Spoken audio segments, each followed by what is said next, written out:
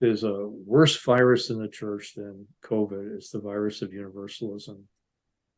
I'd say if you describe how many Catholics look at the world today, describe it like this. Broad and wide is the way that leads to heaven, and almost everybody's going that way. Narrow is the way that leads to hell. Hardly anybody's going that way. The trouble with looking at reality that way is it's just the opposite of what Jesus himself says. Matthew chapter 7, verses 13 and 14, Jesus says, broad and wide is the way that leads to destruction, and many are traveling that way. Narrow is the door that leads to life, difficult the road, and few are finding it. Jesus doesn't want there to be few who's finding it. Jesus doesn't want there to be many people heading to destruction, but he's saying this is the reality. Unless you break with the culture, unless you break with the world, unless you crucify your flesh, unless you resist the devil, you will end up in destruction.